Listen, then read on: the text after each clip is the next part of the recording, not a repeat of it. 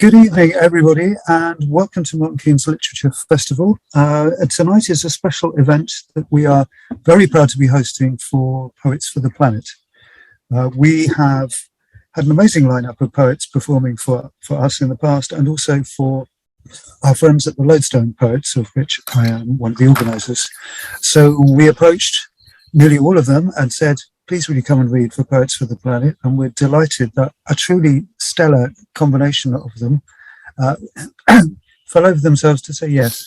And they're all donating their time this evening, so we are even more grateful. I'm not going to be your host for this evening. I shall be handing over shortly to Jacqueline Saphra from Poets for the Planet, who's waving at you all. I'll explain a few kind of niceties of housekeeping, and I have a short reading for you to set the tone for tonight, and then I shall leave you in Jacqueline's capable hands. You know the theme of tonight's event, and I think you are all more than aware of the perilous state in which we have managed to reduce our home planet. To give you some sense of the growing urgency of the climate change crisis that we're all facing, I wanted to start with a brief reading from a rather fine book that I've recently been very much enjoying, Rebecca Solnit's Orwell's Roses. If you didn't know, Orwell was a very keen gardener. Most of the essays in this book spring from her visiting the cottage he was living in 1936, where, as well as planting a garden allotment, because he was poor and he was growing and selling vegetables to keep himself together, he also planted a very fine selection of roses, because he loved roses, and why not? But that was 1936, and the world is different now, as this passage, I think, explains.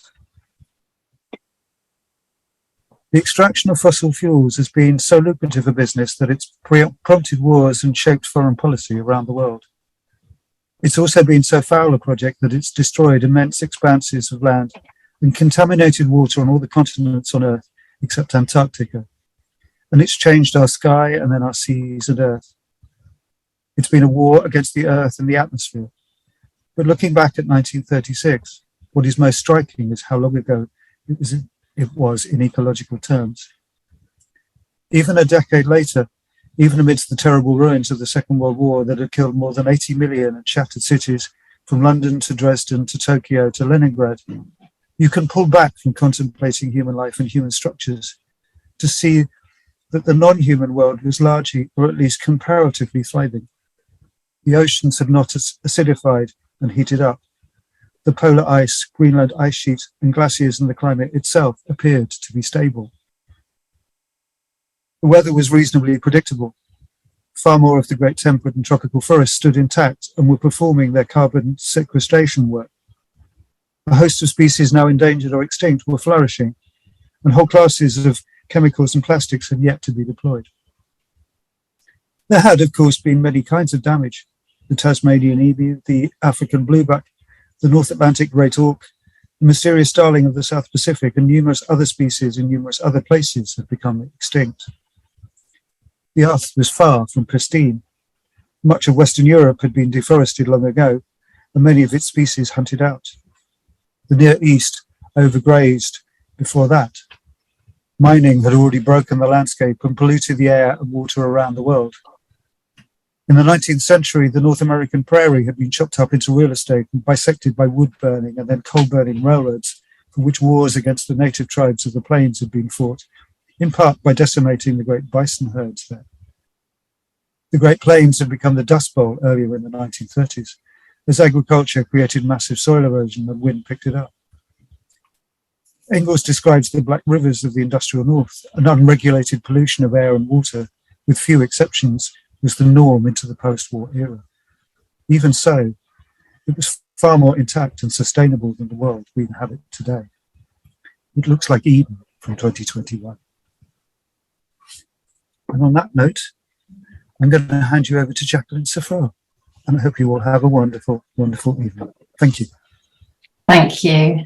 Thank you very much, Dave. And yes, very sobering to hear those words from the amazing and very activist Rebecca Solnit. So thank you very much. I am one of a number of people who are involved in Poets for the Planet, some of whom are here this evening. And just to say that we're a very democratic organisation in the sense that nobody is running it, nobody is in control of it. It is a kind of umbrella organisation for anyone who wants to organise anything, so long as they sign up to our mission statement. So, I mean, basically, I'll read you what it says on the website. Poets for the Planet is a community of kindred poets, performers, artists, and creative activists raising their voices to engage with climate and ecological emergency through poetry in all its forms. And we're going to hear a lot of that this evening. What a brilliant lineup Dave has organised for us. And it's been a real pleasure working with him and with the festival. So thank you so much for having us here, and all these wonderful poets too. And I know that you're here to hear them, so I'm just going to proceed now with our first poet, who is John McCullough. John lives in Hove. His third book of poems, Reckless Paper Birds, was published by Pen in the Margins and won the 2020 Hawthornden Prize for Literature and was shortlisted for the Costa Poetry Award. On a personal note, I actually lived with John for a week as part of the Poetry Carousel, which is a workshop week for poets to come along to, and we sat by the fire quite a lot, drank a bit, and had some really great conversations. And he did a fantastic reading at the end of that week. So I know that you're in for a real treat. I should go on to say that his previous collections have been Books of the Year in The Guardian and The Independent. I mean, these biographies are really amazing. They go on and on. He won the Polari First Book Prize and had a poem shortlisted for the 2021 Forward Prize for Best Single Poem. And his fourth collection, I thoroughly recommend to you, is Panic Response. And it was published in March 2022 by Pen in the Margins. So, I mean, a quick virtual clap, please, for John McCullough. Thank you. It's lovely to be here. The first poem I'm going to read to you was published by Extinction Rebellion's Writers Rebel on their website. As Jacqueline said, I live by the coast in Hove. And if you're lucky living on the south coast, sometimes you get to see this glorious bioluminescent plankton. And I've always found it very beautiful. But I was reading an interview with a biologist who said, what we find beautiful is actually their panic response. It's what gives my book its title. And the plankton aren't supposed to be washing up on the shore. They're not supposed to be anywhere near the beach. They're supposed to be out there in the middle of the ocean. And I thought this was a really interesting idea in terms of climate change and taking action, and how to hold together the anxiety and taking action that's required. Electric blue. The radiance is visiting again. A bloom of shimmering plankton at low tide that lifts the brutal shore to space. Conditions must be perfect for their blue glow. The darkness total. They must be far from home, completely lost, exiled by currents, then panicked by the foamy smack of breakers. This is no bounty for them. It's horror, this brilliance that quivers, arcs. Picture it now, so you'll remember the scene one lonely midnight when your heart assaults your ribs. The galactic light of tiny selves that never wanted anything like this, but together finished up terrified, magnificent, brightly living the only way they know. The next poem I'm going to read to you is similarly inspired by living by the coast. It was written to highlight marine pollution. Its title, Old Ocean's Bauble, was a Regency nickname for Brighton, coined by a friend of Shelley's called Horace Smith. Old Ocean's Bauble. They scooped it from the channel. An NBA basketball with a thick beard of goose barnacles, long and smooth. To gaze at it was to reach and caress it underneath, fingers wakening the rich clatter of shells. It was like stroking knowledge, the accumulations of a head that had sailed inside itself for years, saying nothing, veering anywhere, spiraled by eddies and gyres. They knew there was no alternative but to put it back, let it take up again a looping voyage with no destination. They understood that others could need this prophecy, might stare into its eyeless, mouthless face, construe the terrible warning. I'm going to read a couple of poems from Rex Paper Birds. This next one was published also in the Sarah anthology, 100 Poems to Save the Earth. The Zigzag Path.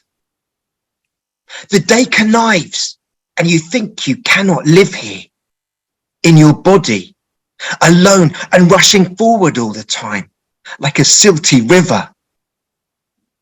All you wanted was to find a home beside the souls of white roses and hurt no one, but the light keeps shifting.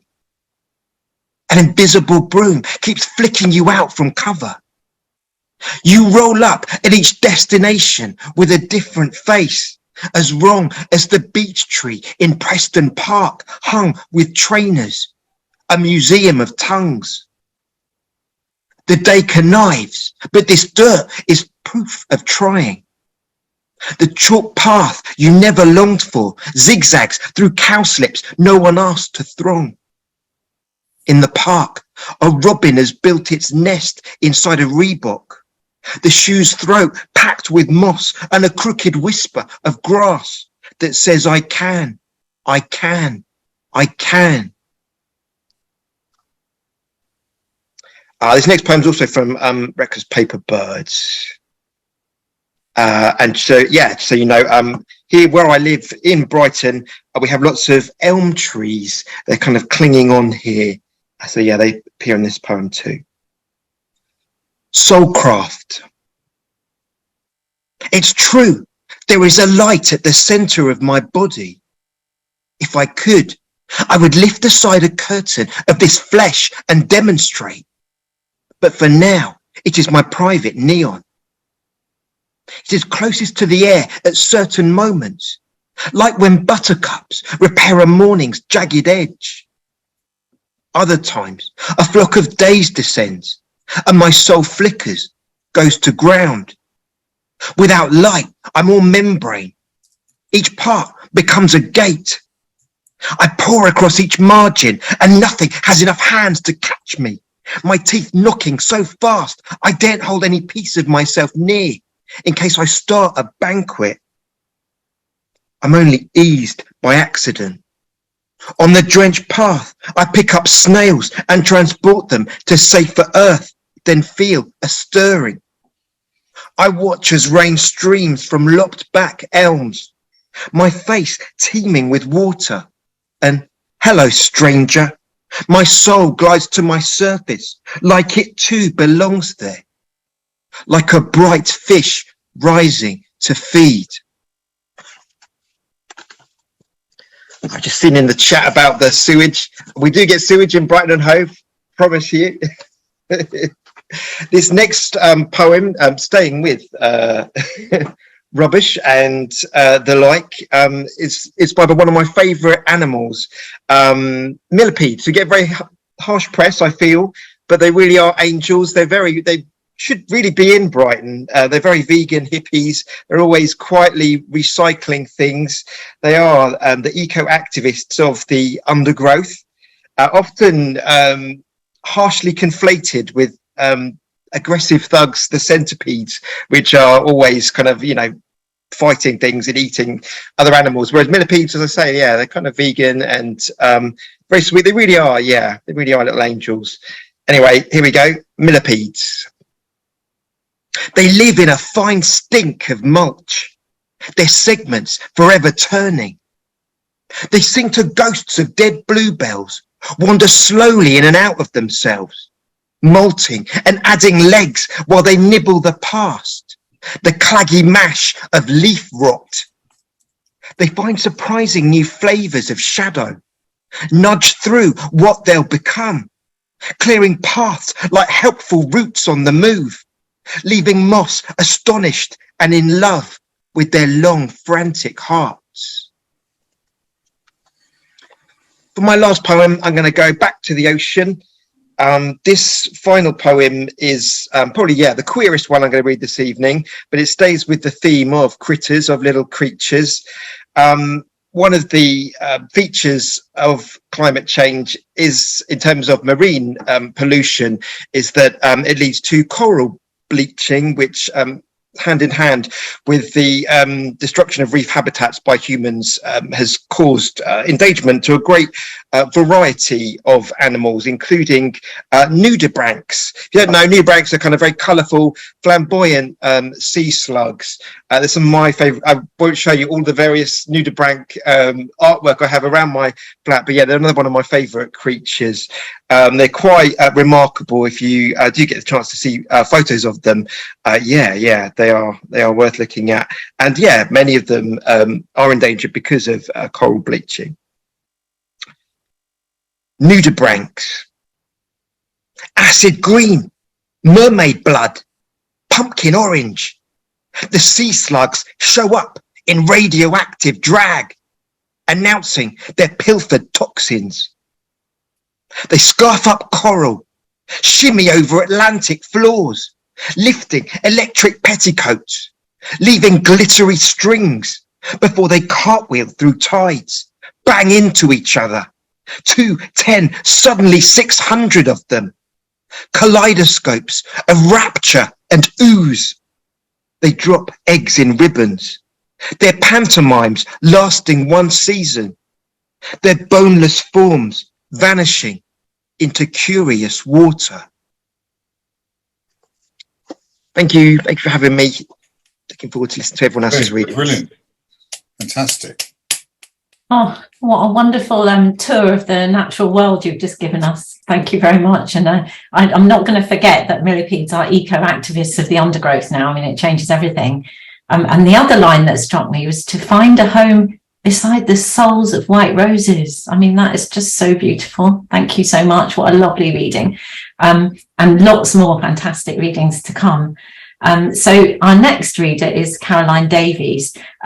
So Caroline is an activist compadre of mine, and she helped to organise the big event that we did for which we called Verse Aid for when we set up Poets for the Planet, which was just before the pandemic, in whenever it was, 2020, wasn't it?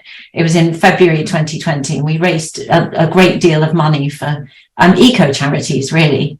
And since then, Caroline and I have also worked on an event raising money for Ukraine, for aid charities in Ukraine.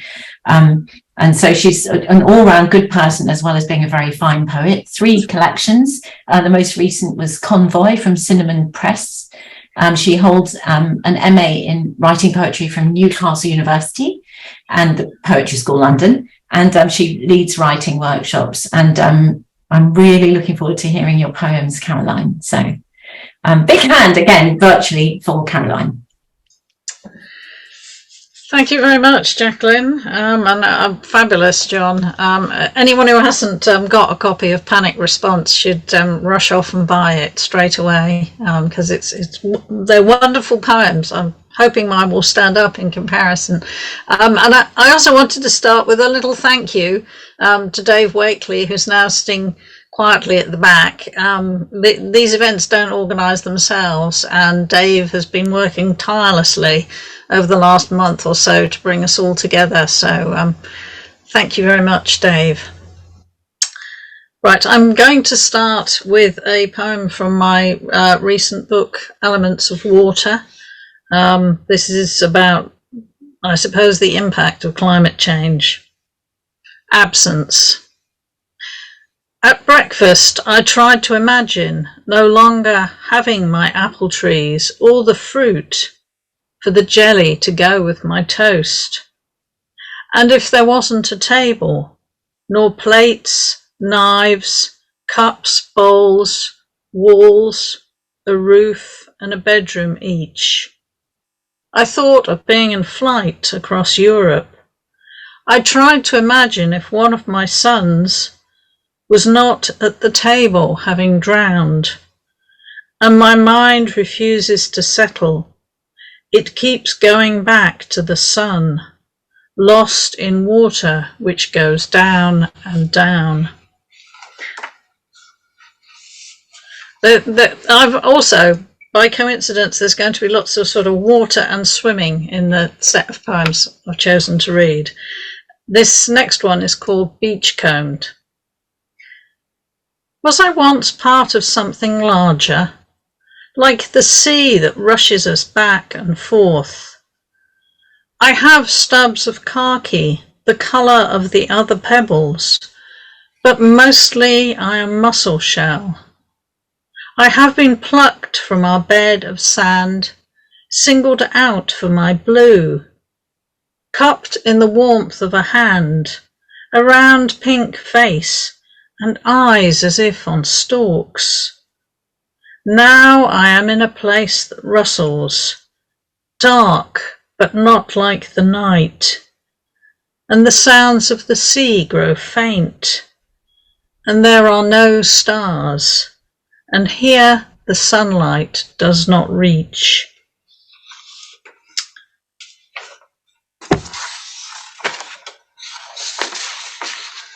Now I'm going to turn to swimming poems.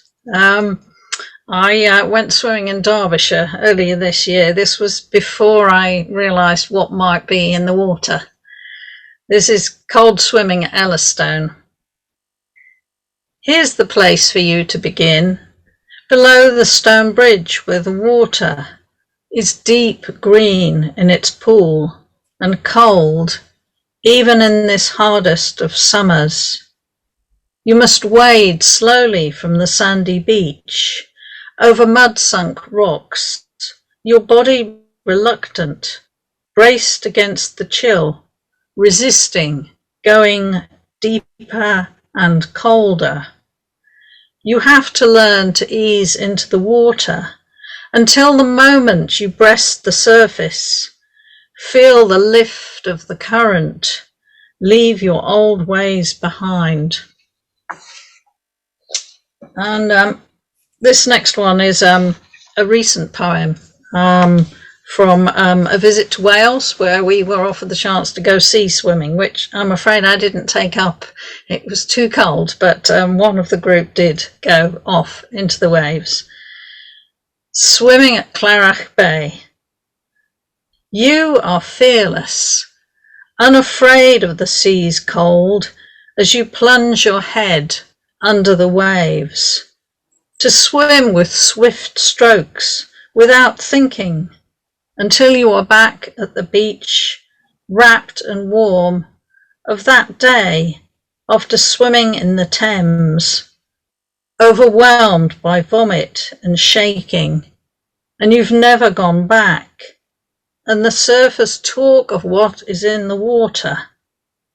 But this Welsh beach is safe, isn't it?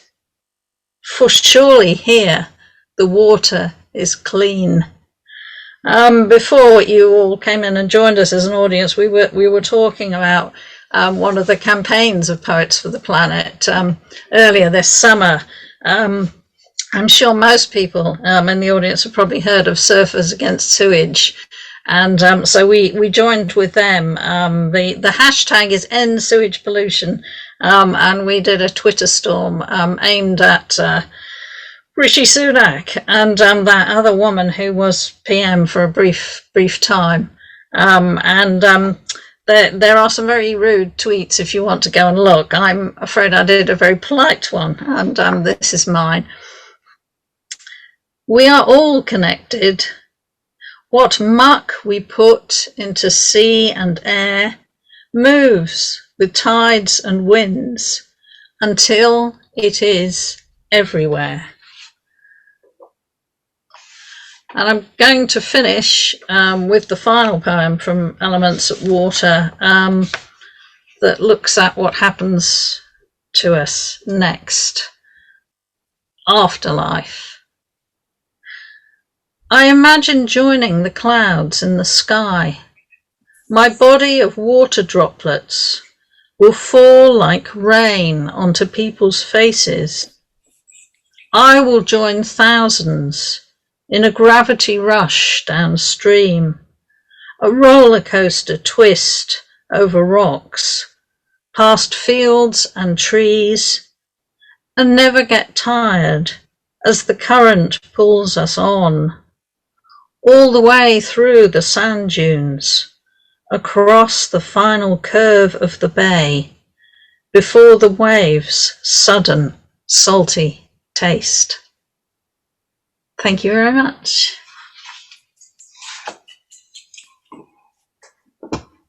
Thank you so much, Caroline, for bringing us the joy of swimming and even the joy of sea swimming, even if you weren't there, and for mentioning our Twitter campaign. More about that a bit later, because we're boiling up another Twitter storm for COP27, and we'd love people to join in with that.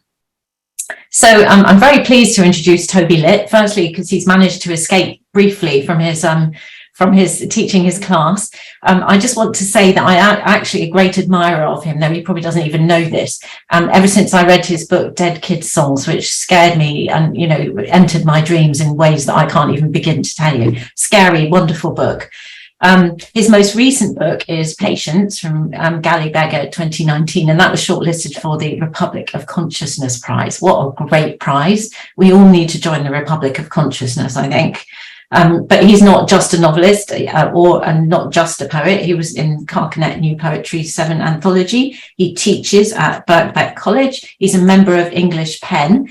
And just on that note, I was thinking about English Pen today, and I was thinking about, I've been thinking a lot, I'm writing an article about poetry and activism, and I've been thinking a lot about what poetry can do. In fact, I think about that most of the time.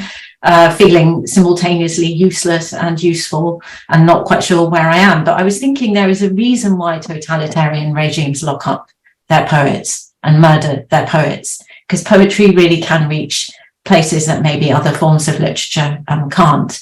And also just to say that Toby Litt is also publishing his next book in daily interests entries on Substack. So, and he says when he's not writing, he likes sitting doing nothing, but I think that can't be very much of the time, judging by his output.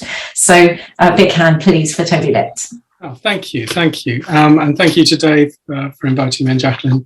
Yes, I have rushed up from downstairs. If you can read the badge, it's Sci-Fi Now. I'm in the middle of a sci-fi session, and it's quite possible students are sneakily watching me downstairs, 3 floors down. So I'm going to read some poems that link in with the watery theme. The last one does, but the others were an attempt to write something about the things that we might lose and the things we might lose with them if we start to be a bit more kind of ecologically sound about what we do. So I tried to write a song sequence about what goes in a party bag for children at a children's party.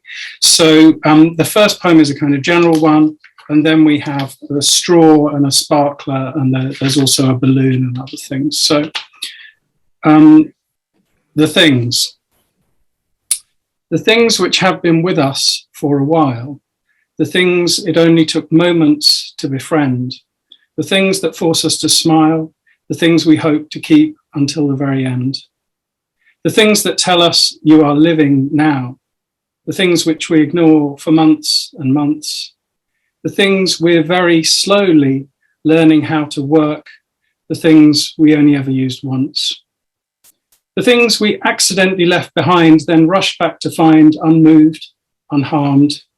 The things we'd save in a house blaze, the things we can't even perceive. The things we kind of hate but tolerate. The things we know are armed. The things we will exchange for better things. That's a sonnet. So for this one, you have to imagine me as a very excited kid, and I'm going to be as excited and kiddish as I can be. The straw.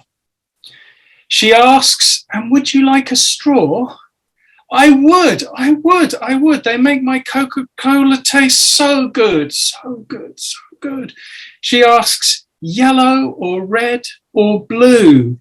All three, they make my Coca-Cola taste completely differently.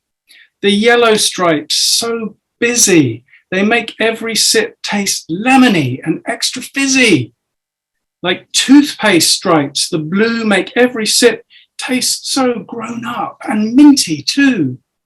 The red stripes I could eat. The red make every sip taste just like sipping sweetness through a sweet. She asks, and would you like a straw? I would. They make my cola taste so good, so good, so good. The sparkler. Be very careful and don't grab it with your hand when it stops sparkling. Doesn't seem like much. This long grey stick is such a dull and boring thing. But then it catches light from matches held up tight against the heavy end, and it's suddenly transformed into a magic wand held in a witch's hand.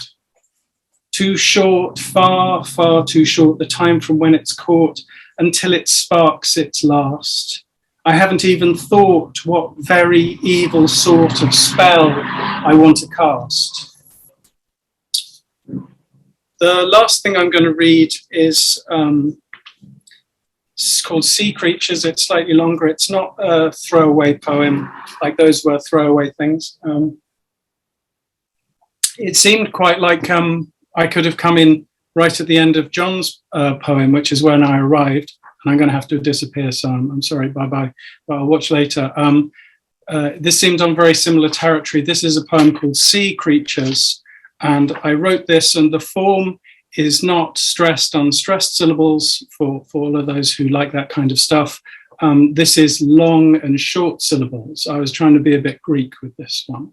So sea is very long and Crete is very short. Sea creatures. We lie within the deep flow, feeding constantly. We seep slowly beneath ice packs, green like peppermint tea.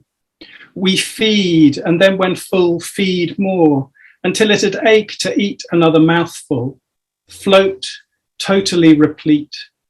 Sea creatures, stippling ocean twilights, flickering true blue fluorescence, and glowing far down into the black. More join, fleet in the moonlight, rising up, up, up from where pressure is a fact, weighing stress equally on us all.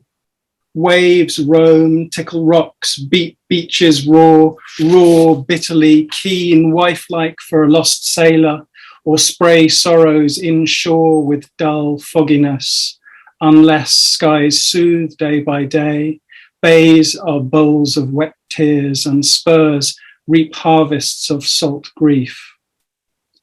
Aeons, unremitting war between wet and dry, air and silt, rippling and lava moon forces and core forms.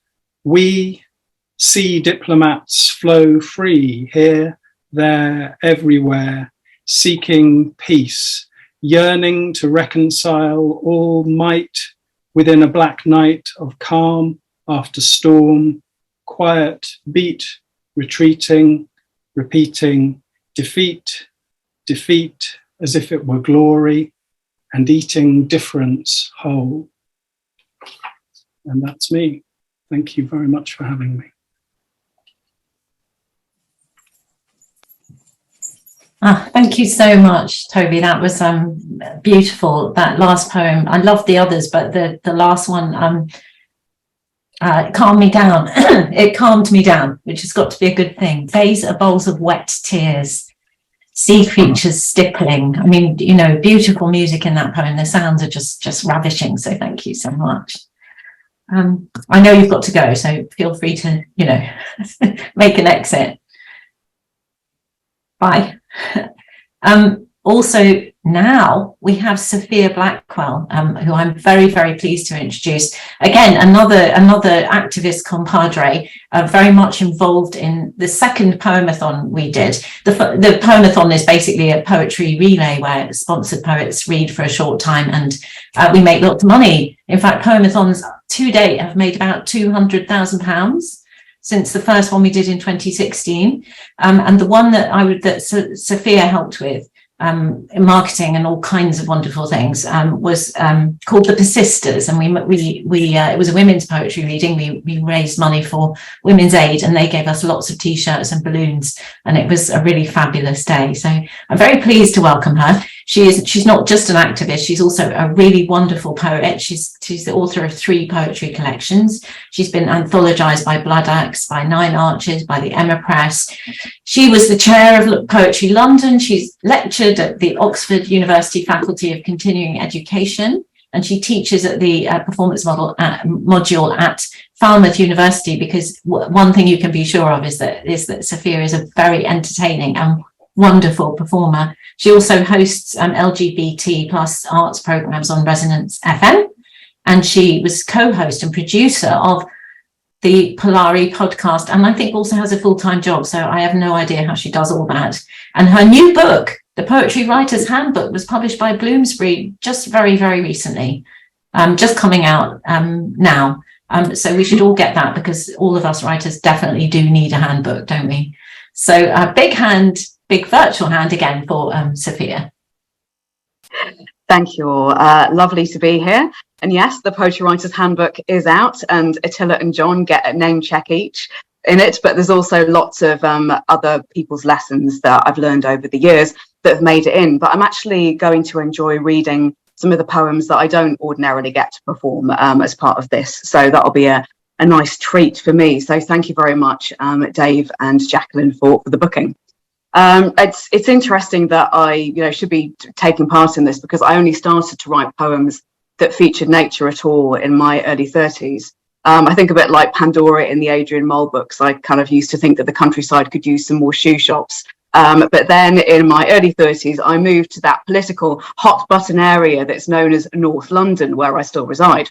And at that point, I started getting into the woods around me. I was living in a flat block, literally surrounded by trees. And I wasn't interested at all in them at first, but they started making their way in the rhythms and indeed the subject matter into the poems I was writing. So the first 2 are tree poems. And this one is about spring. Obviously not very relevant at the moment, but there's a winter one later, which I'll do.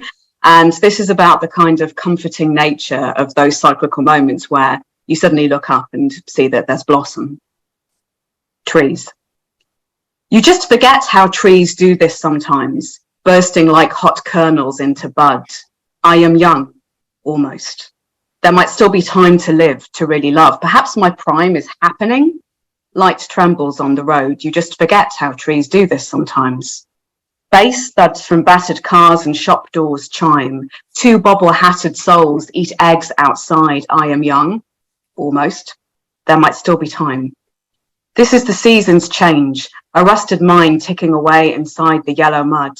You just forget how trees do this sometimes. Their wasted shapes fleshed out, ready to climb and full of shadows, while our layers are shed. I am young, almost. There might still be time to do the things I said. Now frost and grime are over, and I'm full of unearned pride. You just forget how trees do this sometimes. I am young, almost. There might still be time. Thank you. This is another bird one, and this is more city girl gets to know the woods. It's about mortality. It's about how nature can remind us of that and how that can be natural and sometimes less so. And it references my mum, who is in the audience. It's called Bird Watching. I'd never liked birds, not since a dead fledgling lay in my 5-year-old path. My mother tried to explain as best she could that it was pushed from its own mother's nest. Death yawned wide a feral glint. Could this happen to me? At 8, I hated how trains' vibrations stirred dead kestrels' wings. As if they might be stunned, eyes wide, mimicking flight, it seemed a mean trick. Then one day, I heard them in the street. The birds, their banter like chuntering water. I looked up, saw a flip, a flock, a flutter, and in the woods I watched their aerial ballet. Heard the winds tuning up for the first movement, and stood there, listening as something wild howled and honked far off like lost faith called. I shuddered, thought, Amen. Forgive my sins, the claws and feathers in my blood, the wings. After 3 days of rain, where has the dark gone? Who can I give these words to without God? How do I know where my skin begins. So that was me getting in touch with some wildness. And the line, who do I give these words to without God, is inspired by Jared Manny Hopkins's poem, The Windhover, which is dedicated to Christ our Lord. Hopkins's faith was complicated, like many people's, but that is kind of the line, like, can you still believe in something bigger if it's not the idea of God? And that brings me on to the next poem, which is about breathing, and it's about pollution and about trying to breathe in London and about love, altruistic and romantic. It's called Inspiration. Okay, weirdly, it begins with God. Imagine God lifting a clay man's chin, mouth to nose, a greedy gulp of mist, a softening of skin. The paramedics are out tonight, moored in paths of light on wet roads, chanting in, out, in, tilting unresponsive heads like lovers, hands interlaced, caressing throats for echoes in the hollow of an open locket, in the muscles yanked like curtain cords, the whalebone struts of ribs expanding, then a gasp. Imagine all the lungs, the stained silk purses and seamed pockets, or the cracked heaving bellows of old church organs kept alive by hope, the great and powerful wheezing of the city, bruised dark chambers shunting us in and out with a tired hiss. Its current fuels the night, the heavy, perfumed thickening of winter, tobacco, roasting meat, a hint of amber, frost misting the panes, how it dances with cold smoke, raising street corner ghosts. Imagine a string pulling up the head of the old man with his blue bag of cans, then slackening. Imagine how it surges in panic like a rim shot, slows in sleep to something primal, deeper, not like life as we know it. Imagine the greedy quiet before the alarm, the two of us lying mouth to mouth, the fall and rise of skin, bone, muscle, reflex. I take on your rhythm, breathe with you, for you, in, out, in, out, in. So I'm going to do two short ones to finish off with. I don't often get to perform this one, but I'm very fond of it. It was published in the Morning Star, commissioned by Chip, and I like it because, you know, I spend a lot of my life on Twitter. Actually, it's Sophia Blackwell if you want to find me there, because that's mainly where I am. And please follow me because I'm about to get ratioed. I follow too many people. So anyway, I spend a lot of my time looking at the Hell site and also looking at media. And you know, I love media. I love newspapers. I used to want to be a journalist. But, you know, I do find it frustrating. I find discord sown for clicks frustrating. And I also find extreme neutrality frustrating. So it's quite difficult to please me. But this is inspired by one of my friends who was filming in a war-torn country. And it contrasts her experience of it with the what she saw in the media back home. It's called This Didn't Happen. It's quiet and calm at the gates of the city. The troops are not being deployed to the border. The agency's waiting. They've called a committee. That man isn't holding what's left of his daughter. Women aren't kneeling in front of their toilets from downtown Caracas to lower Manhattan. Envoys aren't walking at night through the airports. You need to be grateful that this didn't happen. The stars are all out for a night at the Grosvenor. If this deal comes off, we're all going to be laughing. At least it's not boring. At least it's not over. For this time of year, it's fine weather we're having. If you look at the moon, it could almost be smiling. You'll never believe how much this didn't happen. And finally, this is another one that I love to do. It was actually written in the aftermath of Ferguson, but many relevant things have sadly happened since then that it's just as applicable to. And it's about the joy of protest, which is another thing that is being removed from us. And it's called Lucent. It's in my, a lot of these are in my second collection, The Fire Eater's Lover. And you can also find some of them online on my blog and on my website. You can see the links above. Lucent. Sleepwalking through relentless gas lamp grey, breathless voices clamouring of rage and nothing letting up. The papers braying 5 more years of this. The headline savage. You realise anger is not hot, but cold and lasts. People are praying, hands clasped to their chests in dark streets, sing for the ones they mourn, welcome them home. Watch the blue flame lick upwards like unheard prayers as you prepare the supper, hearing your lover pottering in the bathroom. Your grief is smart. It will not burn the house down, not yet. A candle, a sneaked cigarette can be a blazing church for you tonight. Nobody's going to tell you it's all right. Into this dark, send out your stubborn light. Thank you all very much.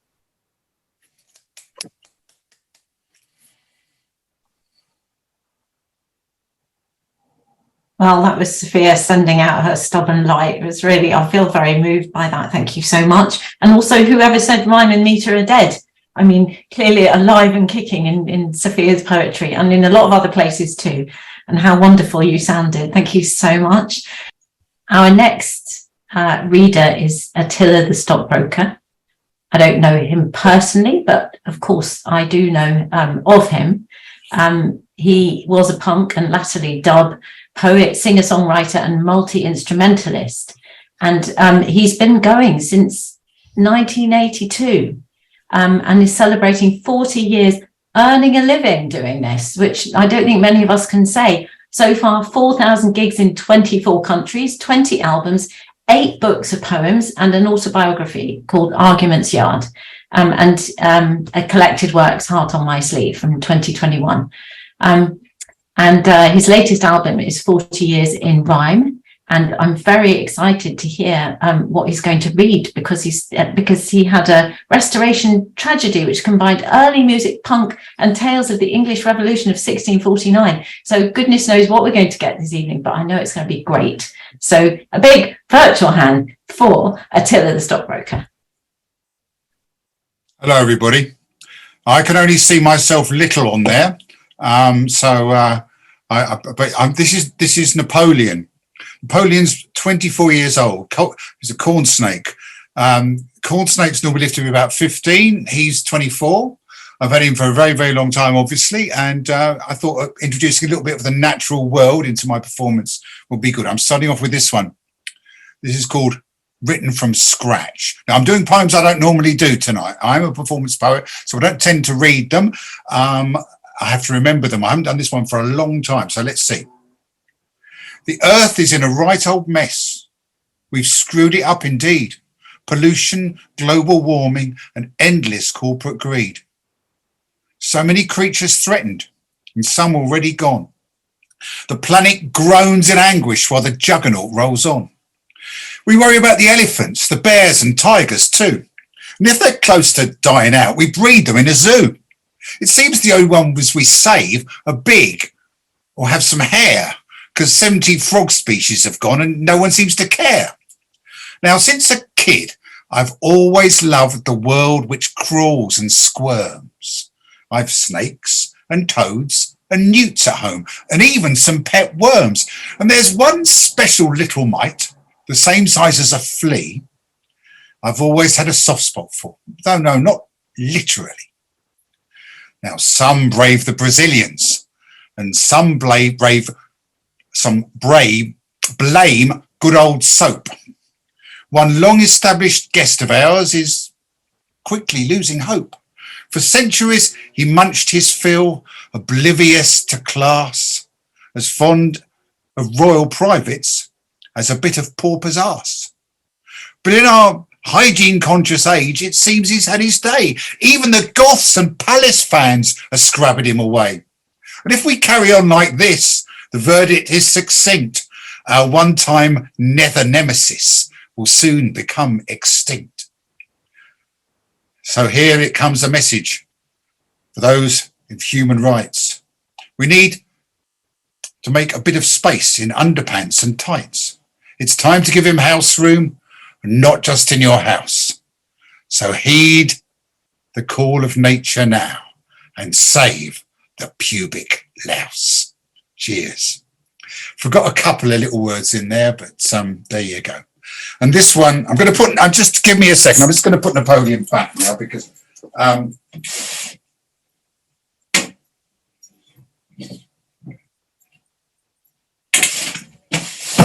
there he goes. I wanted to add a bit of serpentine colour to the occasion. This one is from here it is. It's called Heart on My Sleeve, my collected works, published by Cherry Red Books, who also published lots of my albums over the years. This one is one I don't perform very much. I wrote it during the pandemic.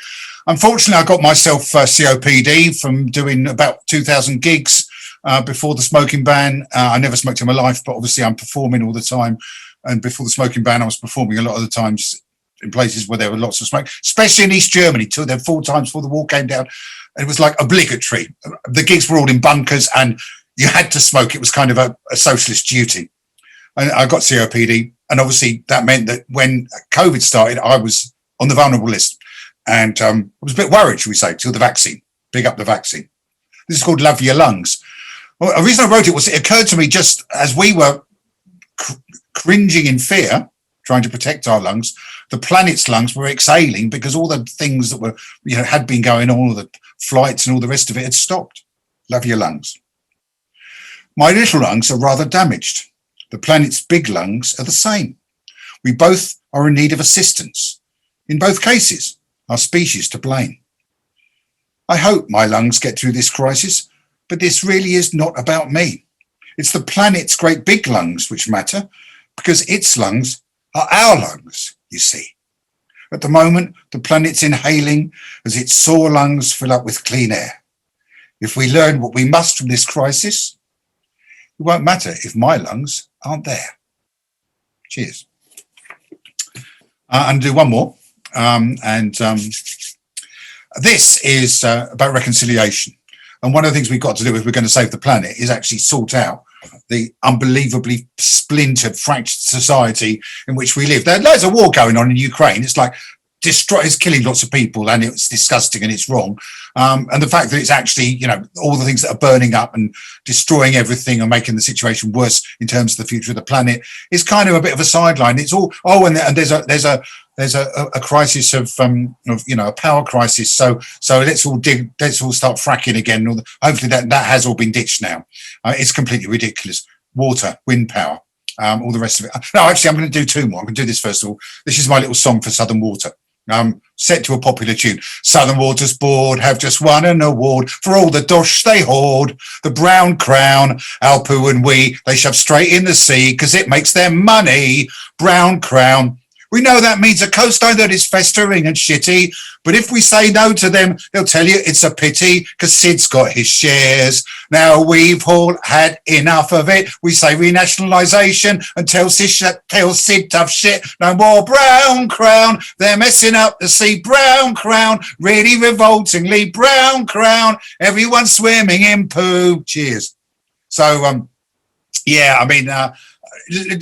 the Zoom is not really my thing. As I said, I loathe it, but it's nice to be here. It cramps my style a bit, should we say. But never mind. I'm going to do this one. This is completely different because, rhyme and meter is absolutely not dead. I say Bellocs to that. Although I do write quite a lot of blank verse as well. But, I'm from West Sussex, home of Hilaire Belloc, I say my mentor and favourite poet, along with Benjamin Zephaniah and Johnny Clark.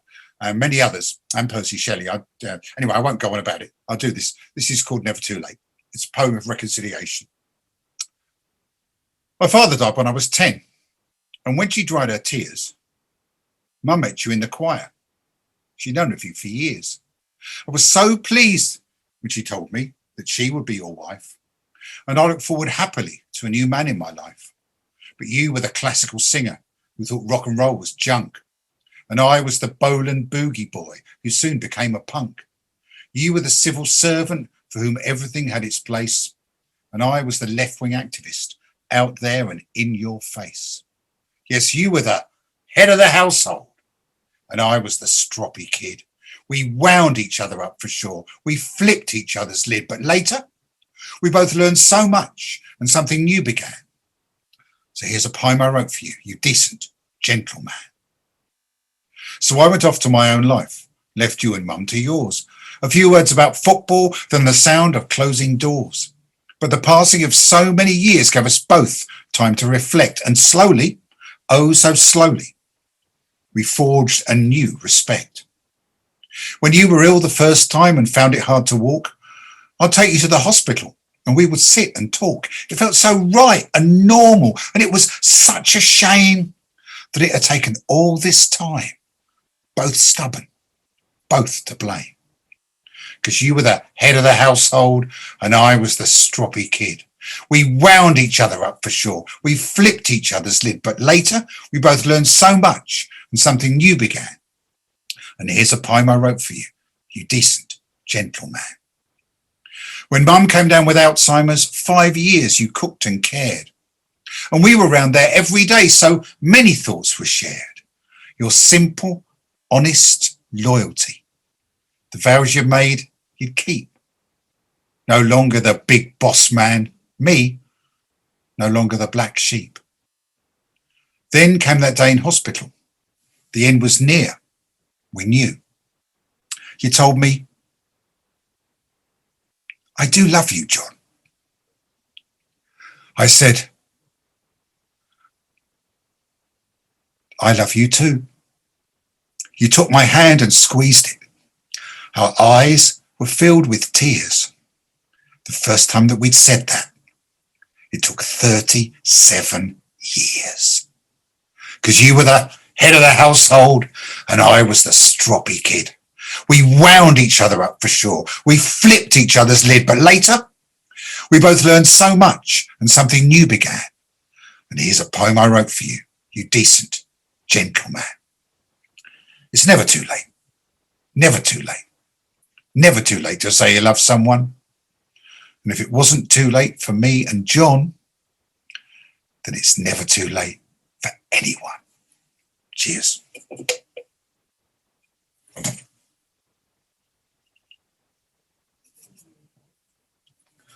Thank you very much. And yeah, tell someone you love them today. What the hell? Why not?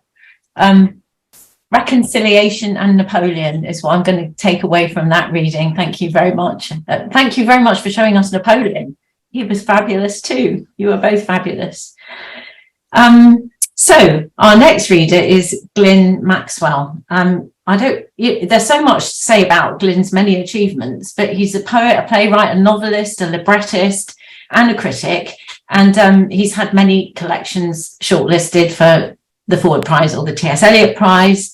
His 2012 guide for the general reader on poetry, which I thoroughly recommend, is always within reaching distance of my desk. It is that good. An absolutely wonderful book and quite short with a white cover. So it doesn't take long to read, but it teaches you an awful lot. He's also written 2 novels. His one novel, Blue Banner, was shortlisted for the Whitbread First Novel Prize, and The Girl Who Was Going to Die was another novel. He's co-authored a travelogue with Simon Armitage, Moon Country, and he's had loads of plays, verse plays, performed all over the world, in London, New York, the Globe, the Almeida, RADA, and the Southwark Playhouse, and operas, the Royal Opera House and Glyndebourne. And his most recent collection, How the Hell Are You? Talking of rhyme and meter. What an absolute triumph that book is, and one of my favourites from that year, which was 2020. A big virtual hand, please, for Glyn Maxwell. Thank you, Jacqueline. That means a lot. Thank you. The school is beyond the canal and the road. I can see it from here. They have high wire fencing all round the roof, and for 20 odd minutes, all I can hear is a red ball of screaming.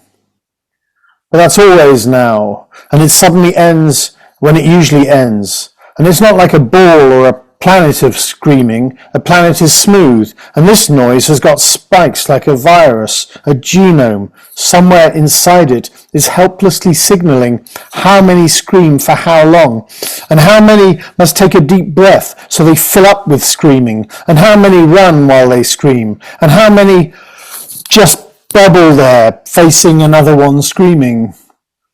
And how, when the women and children are phoning deep in the night from their flailing inflatable pool in the channel, it's these who decide that playtime is over, and, forming their crocodile, these who go quiet and follow the signal, east-down commercial along the M20, lorries like stepping stones down into Dover, out to the shore by the government water, these who will flounder and flop and dog paddle, tread and stand up till they finally stagger a while on the surface, these who will dive till they cradle the dead in their arms in the morning. These who will help them with chocolate and paperwork, bring all their stupefied, stammering children into the playground and get them all screaming.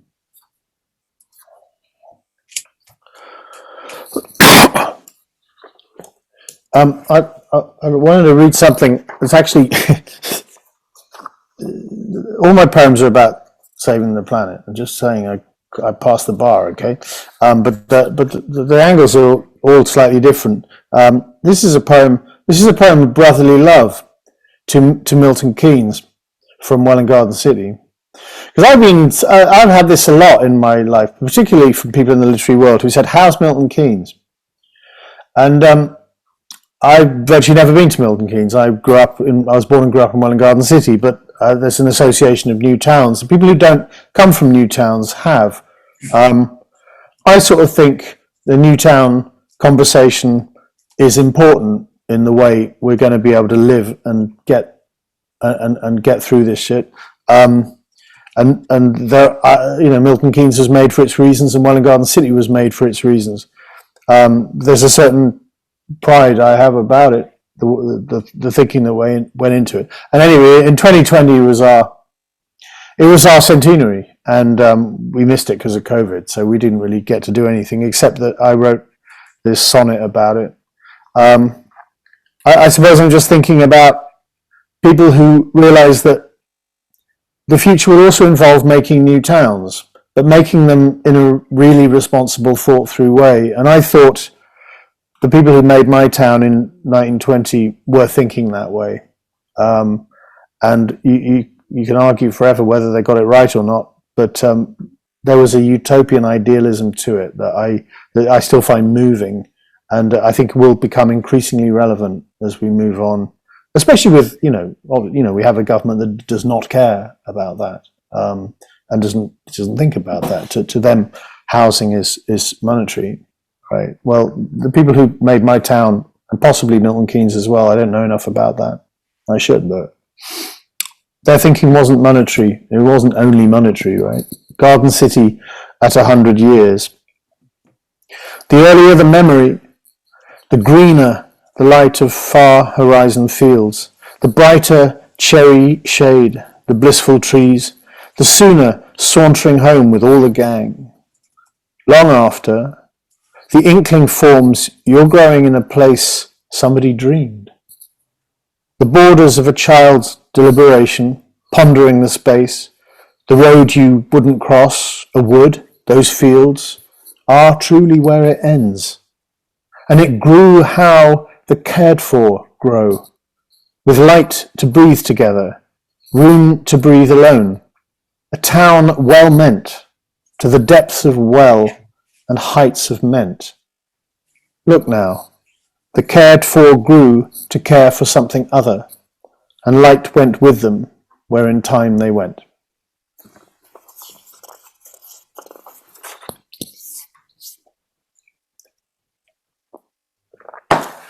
I've been writing poetry poems last year. Talk of Ryan and Anita this evening. I have very, very simple opinions about that. They're not simplistic, they're simple. They're very plain and they're very clear. Anyone who thinks those things are dead will not survive the generation as a poet. They just won't.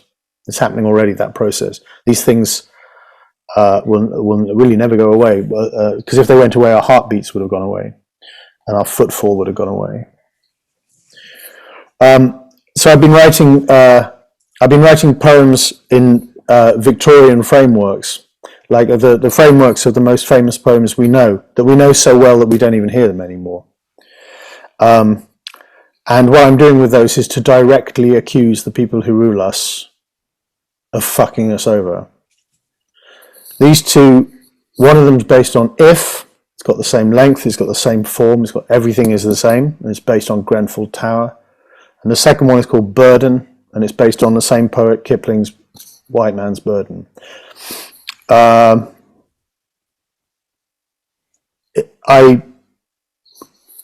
When I think about the depredation of the planet, and I think about how to save the planet, I tend to think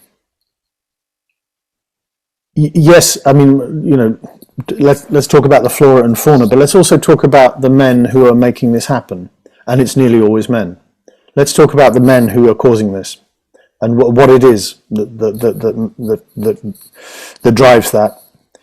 So this is called If, and it's about Grenfell Tower.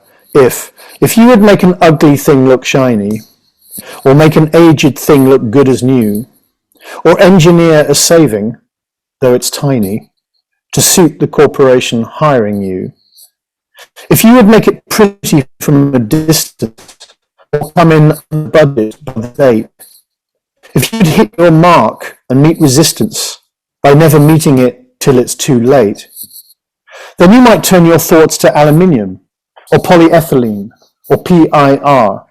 The cheaper stuff, professional opinion, knows will burn like fuel, but there you are. And once it burns, kill any who inhaled it, it being part composed of cyanide. Or if these compounds took a test and failed it, you might rename them slightly, let it slide. Or when the troublemakers make their trouble, prolong the work, or pine for luxuries like water sprinklers, hallways clear of rubble, lights that function, fripperies like these. You'll hear them out, but threaten legal action. None can fight. And if one night in bed, they all stay put because of an instruction meant for buildings where a fire can't spread, you're not alone. In fact, you're one of many. Unnumbered are the ways to wink it through. Some are convenience, and most are money. Some what we did, most what we didn't do. Ours is not the world and all that's in it. Ours is how we live, and if we care. Ours is everyone's last passing minute. Now you can't say you didn't meet them there.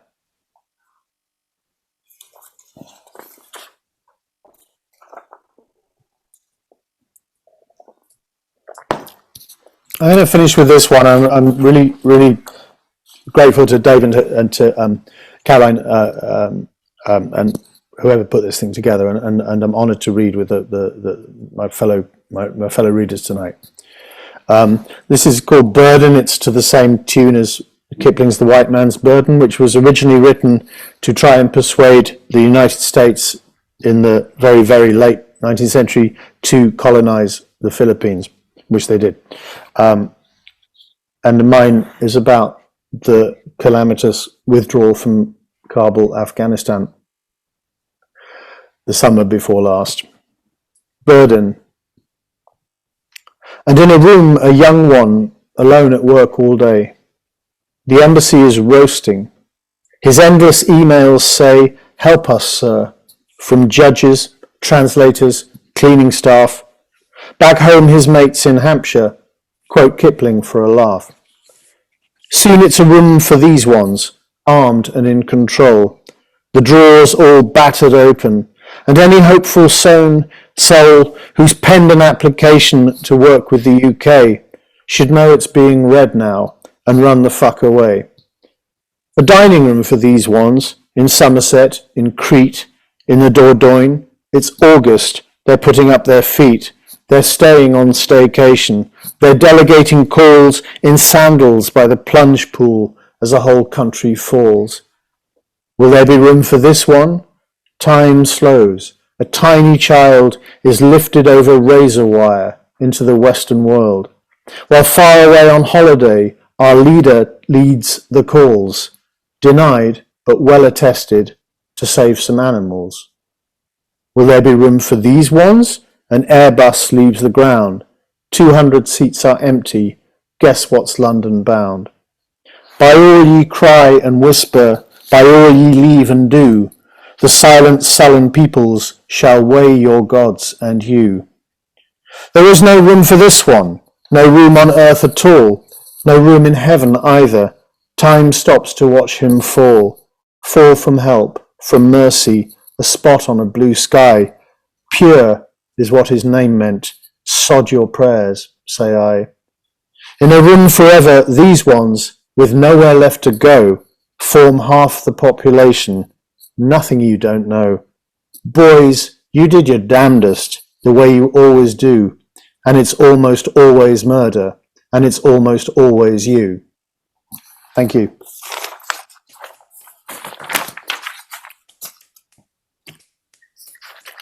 Thank you very much, Glyn. I'm really feeling the cumulative effect of all these poems, and the this awareness of how everything connects to climate change one way or another, doesn't it? You know, and we can hear from all these poems the way all these themes fit together, and also the power of the music of that poetry that you've modelled, that can be used for good or ill, actually.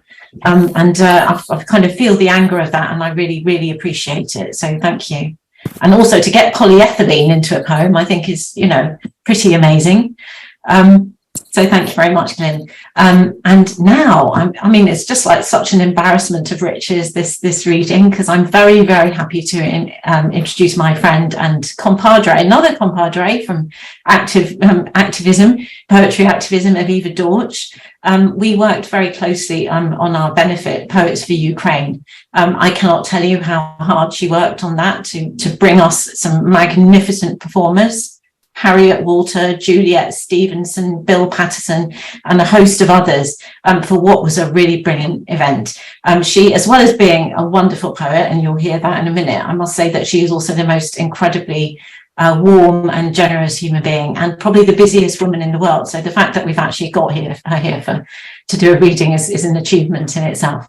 So she's a poet, she's an academic, she's a publisher. She has a PhD in contemporary poetry, and her poems have appeared in loads and loads of different places, including Primers 3, a book published by Nine Arches. Her forthcoming full first collection, We Sigh for Houses, was on the radio, and was a BBC Radio 4 poetry programme in August 2020. And Aviva and I made this wonderful programme. Well, she made the programme, but I participated in it, which was all about the sonnet, the contemporary sonnet for Radio 4. Was it Radio 3? Yeah, it was Radio 4. It was absolutely a pleasure to be working with her. And just to say that she's also been the literary co-translator for the journalist Surab Sirat.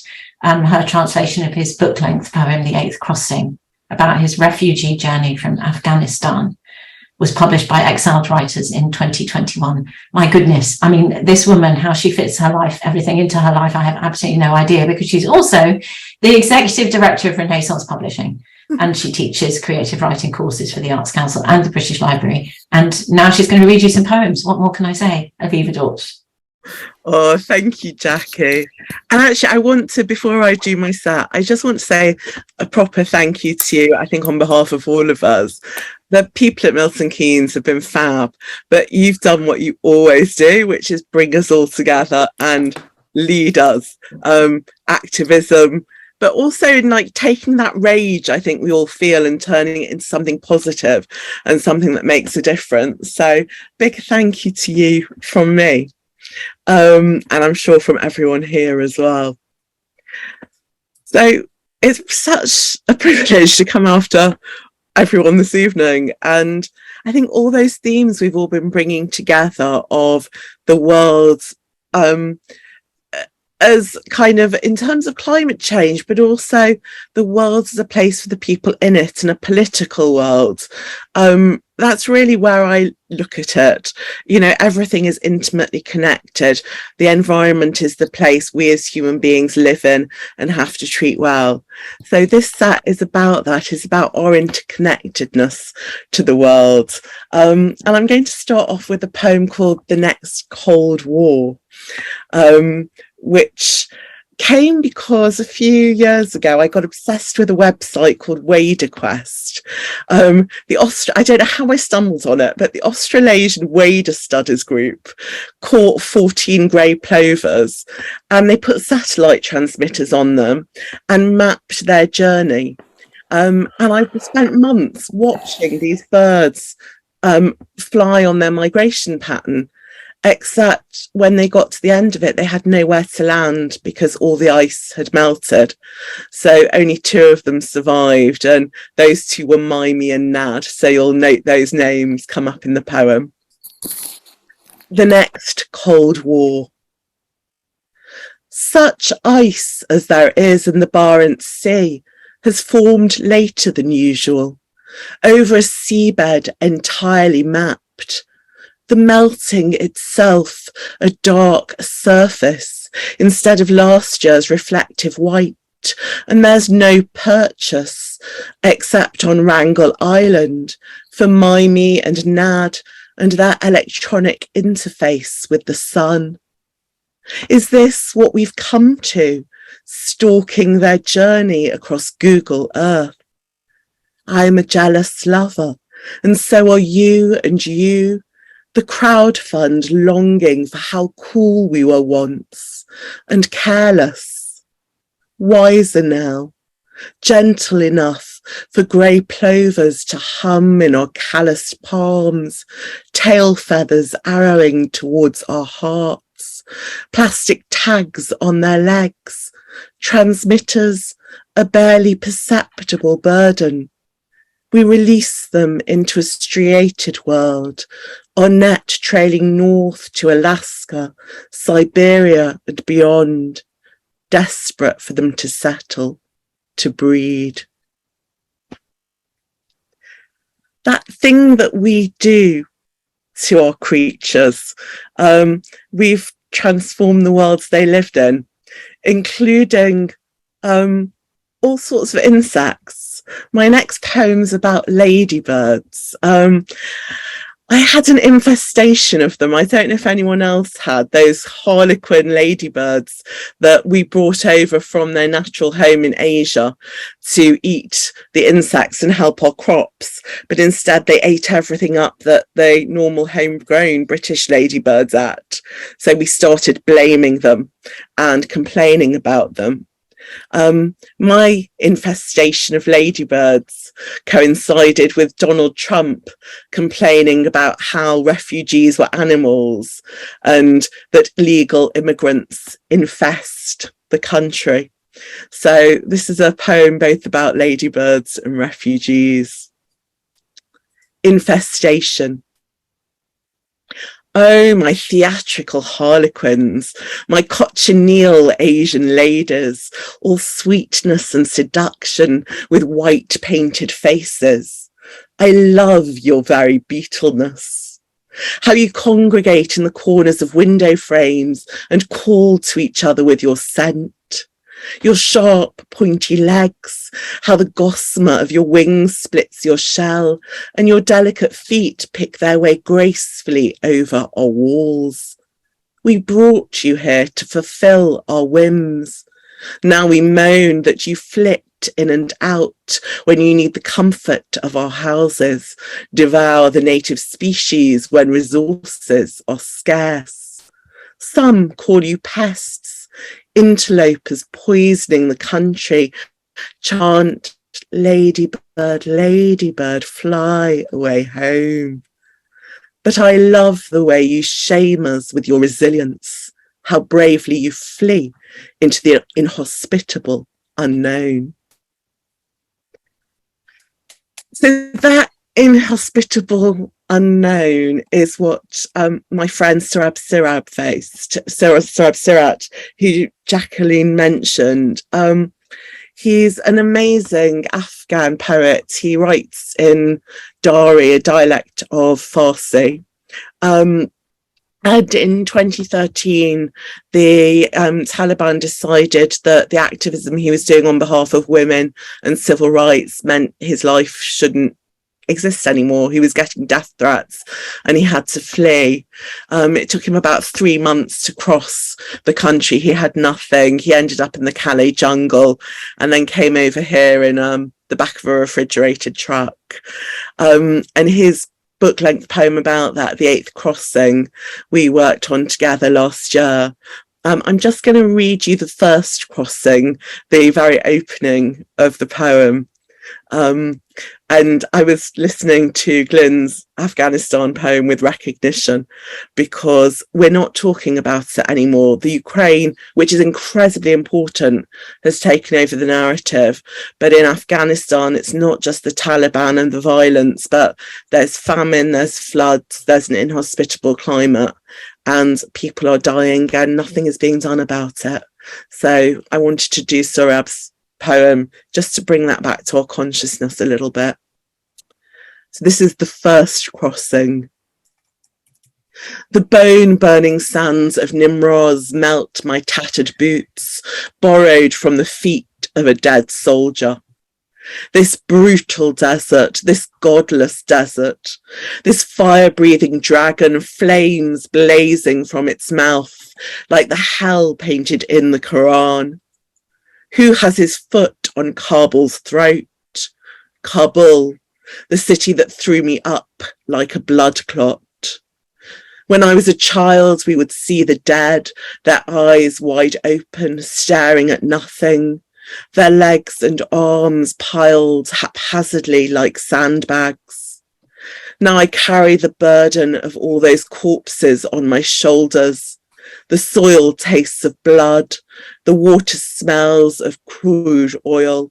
I walk the rhythmic beat of my journey, and the sound of death follows with the screech of a nail scratching glass, and we become a flock of sheep, fugitives from the slaughterhouse, stacked on top of each other. The fear of being shot by the border guard dries in my throat as we pass like a gust of wind through Sistan and Baluchistan. So I'm gonna leave his poem there for now, but I do hope you'll go and read him, because he's an important voice, I think, not just poetically, but in the story he's got to tell.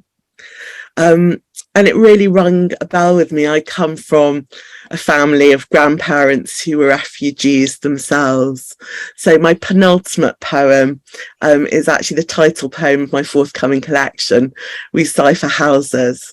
And it comes from a line from Emily Dickinson, who said, "'Tis then we sigh for houses and our departure take." We sigh for houses.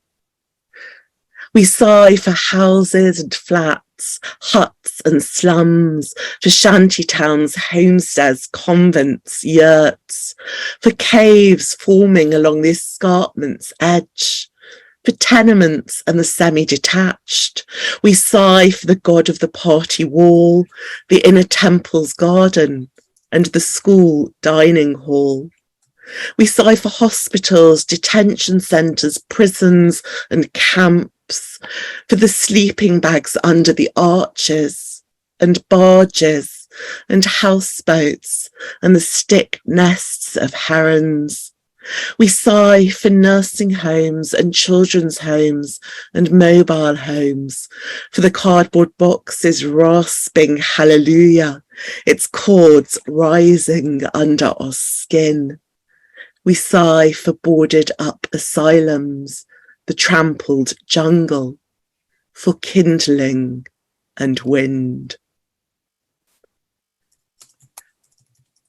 So for my final poem, I didn't want to just sigh, because it's been an evening, I think, of anger and rage and pain and sadness. I hope it's also an evening of hope. So I wanted to read a new poem. I actually only wrote it last week. It's a poem called Recovery. Someone I love very much was quite broken physically as well as emotionally. And I've been walking with her and watching her as she's healed. So this is a poem for her and for healing. And just because we've been talking about form so much this evening, it's a pantoum. So you'll hear those repeated lines. Each line comes back a second time. And I think that's important, because the second time something happens, you make different choices. That's what's joyous about all those repetitive forms, how you use the syntax to make it something different, go somewhere new. And I hope each time we get a second chance at something, we're going to make different choices for ourselves and for the planet. So I'm going to finish with Recovery. Although our bodies remember the broken places, they heal as efficiently as eagles fly, capable of a rapid succession of turns in mid-air while hauling their snapped prey. They heal as efficiently as eagles fly. Our limbs lift their weight off the ground, release in mid-air while hauling their snapped prey into the future, bait on their hooks. Our limbs lift their weight off the ground, release with a perfect arc. We keep casting our lines into the future, bait on their hooks. Some days are like stepping into water with a perfect arc. We keep casting our lines over again in the hope they will catch. Some days are like stepping into water, uncertain of our footing. We risk everything over again in the hope we'll be caught. Capable of a rapid succession of turns, uncertain of our footing, we risk everything, although our bodies remember the broken places. Thank you.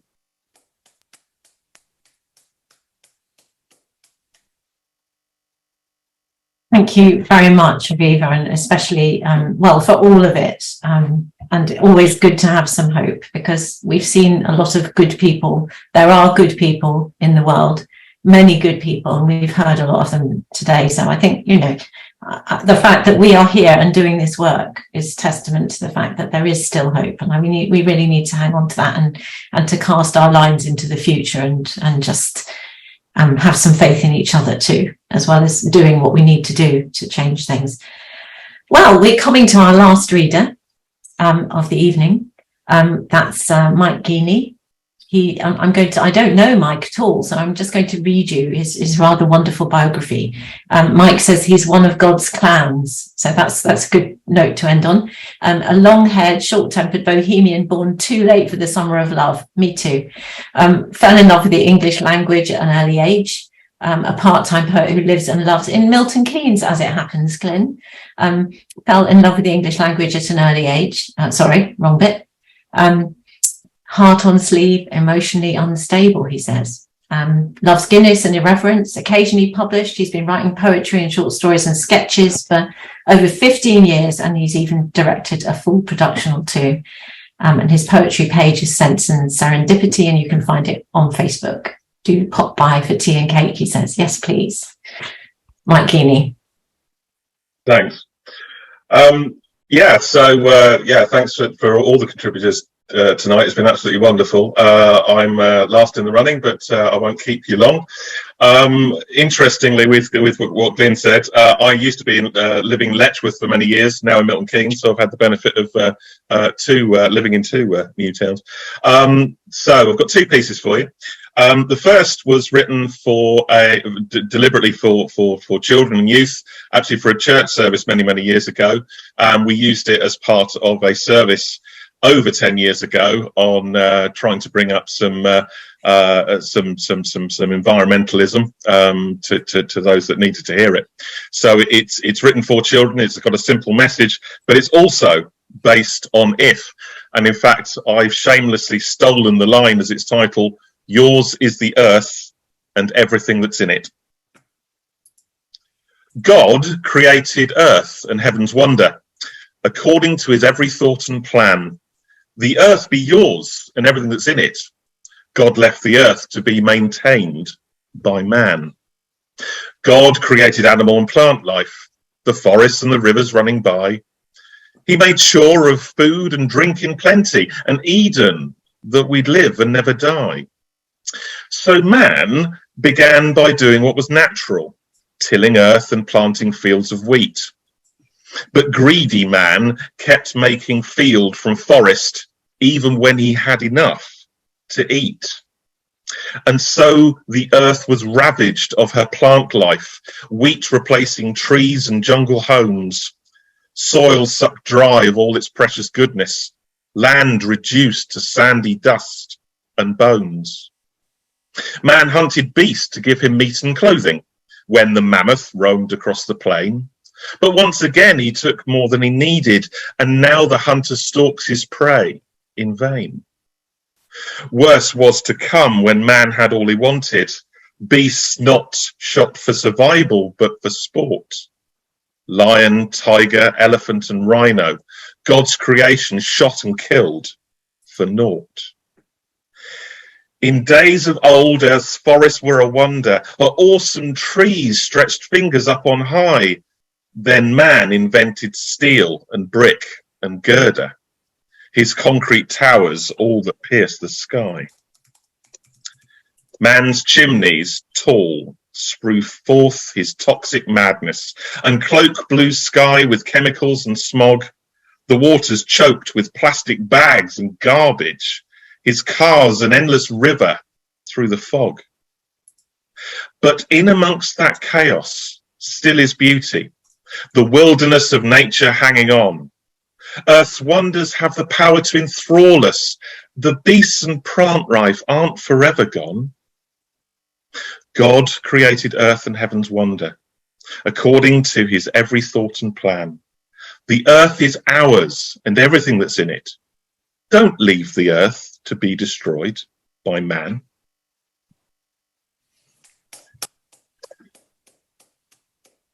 My other piece, which is very, very short indeed, is a piece that I wrote originally for a grieving mother.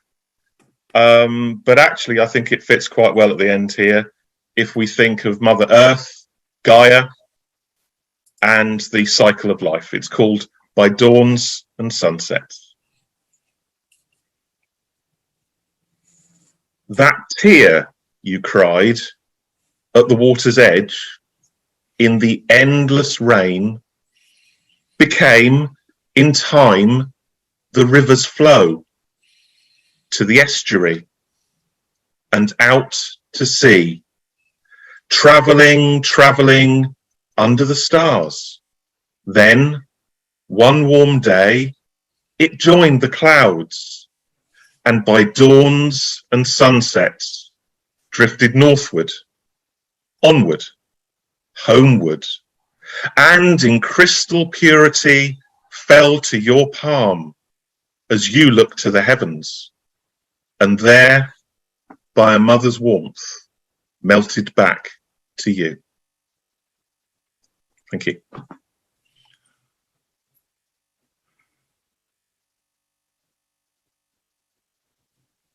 Thank you very much, Mike. And I wonder what Rudyard Kipling would be making of these versions of his famous poem. Be very interesting to know, wouldn't it? Well, we have come to the end of the evening. I want to thank all of our wonderful poets who've read. I think you've all been absolutely amazing. And I should probably read out all your names. So I'm going to John McCullough, Caroline Davies, Toby Litt, Sophia Blackwell, Glyn Maxwell, Aviva Dautch, Attila the Stockbroker, and Mike Geaney. Thank you so much. You've been amazing. I'm going to finish off with a single sonnet just to close the evening. And also just want to say thank you so much to Dave and to the Milton Keynes Festival who've put this together so efficiently and so beautifully and given us this wonderful poetry to listen to. It's been an absolute pleasure. So this is sonnet 46 from my 100 sonnet sequence that I wrote during the first lockdown. From the book you can see in the background there, 100 lockdown sonnets. And it was written on the 7th of May 2020. And you might remember we were in lockdown in that period, and really the only excitement was going out for walks. I live in East London, so the canals became very interesting to me as places, and I started to look at the coots in a way I never had before, and the wildlife. But this is about a walk that I took with my husband during that period. So I think it has a little bit of hope in it, Aviva. I'd like to think so anyway. And each of these sonnets has a little epigraph from the news usually. And this is Boris Johnson on BBC News, 7th of May 2020. We've come under what could have been a vast peak, he said, as though we've been going through some huge alpine tunnel and we can now see the sunlight and pasture ahead of us. He said that on the 7th of May 2020. How can we change our lives, we ponder, as we walk the thin canal path? It's been good so far. We're at the hottest year on record, spring of bird and water. What lucky chance gave birth to us between the darknesses, the plagues and wars, loved and unblooded, safe? So far. We know our little wounds are nothing anymore.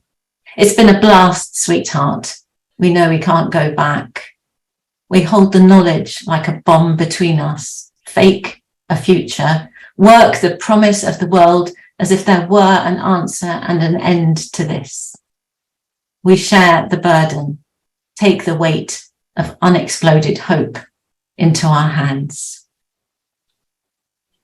Thank you. And over to you, Dave.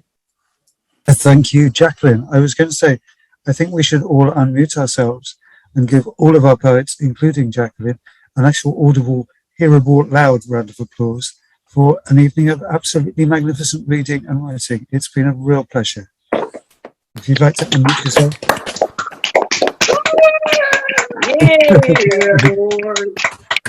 As close as we can do to all properly being in the room. Thank you, everybody. This has been a terrific evening.